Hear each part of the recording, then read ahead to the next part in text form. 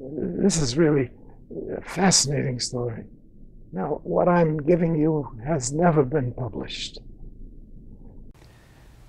Ambassador Max Kampelman was appointed by President Ronald Reagan to be America's chief negotiator with the Soviets in the 1980s, during the final years of the Cold War.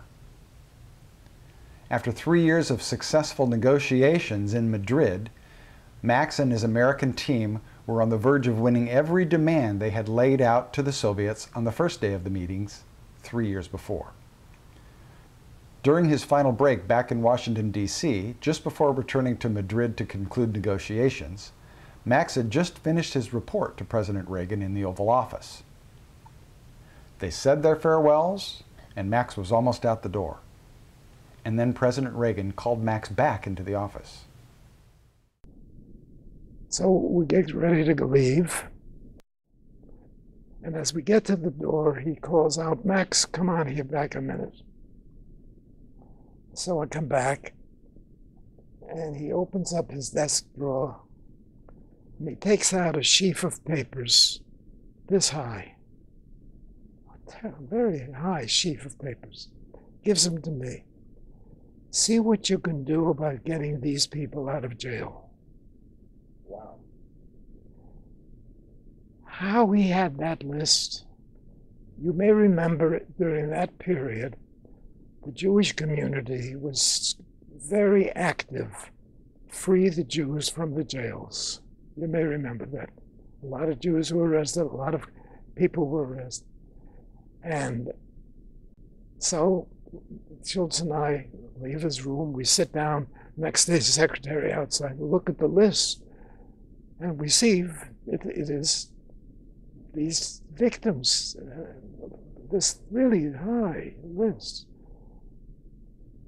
So, I fly back to Europe, and I got that list. I don't know really quite what I'm going to do. As far as I can see, Schultz and Reagan say, "Do what you can."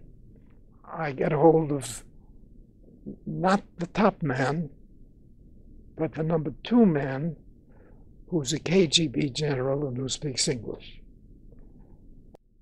And I leveled with him. I told him exactly what I've just told you. And I said, "It's clear to me," Sergei, that was his name, Sergei Kondrashev. It was clear to me that my instructions were, you don't end the meeting until you get some of these people out, something like that. He exploded, as he had every right to explode. New demands all of a sudden at the end. He was eager to get home too, you know. So I said to him, I said, "Sergei,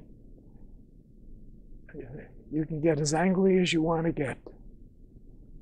We are not ending this meeting until," that's my instruction from the President of the United States. And I said, "And you have a duty. It's not your decision. It's a decision of your bosses. You have to give this to your boss as a message to him from the President of the United States," which it is. A few days later, he calls me on the telephone. "Got to see you." So he has an answer. "I am authorized to negotiate with you," which is really what we want. But there are certain conditions. So what are the conditions? He says, "Only 3 Americans must know about this." I had told him about Schultz, Reagan, and Kampelman. We are the only 3 who know about it. Only 3 Americans must know about this. Next, none of your friends must know about this. meaning the Allies. None of our friends must know about this. And he then says, I am the only Russian you can talk to about this. What do you mean, only one Russian? I'm the only Russian you can talk to about this.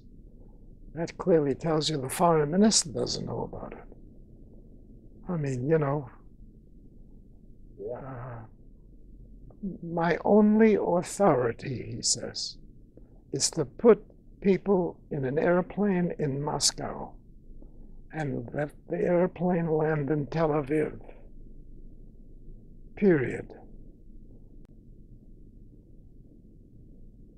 The Israelis have told us that more than 1 million Jews were released.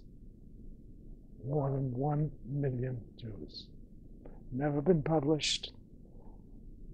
So this meeting ended to be a very, important meeting. Very important meeting. Max, thank you very much for this nice interview. You're doing well, I gather. Yeah, and I will do my best to make all this known. Yeah. Yes, you seem to have a talent for that. Yes, thank you. Thank you.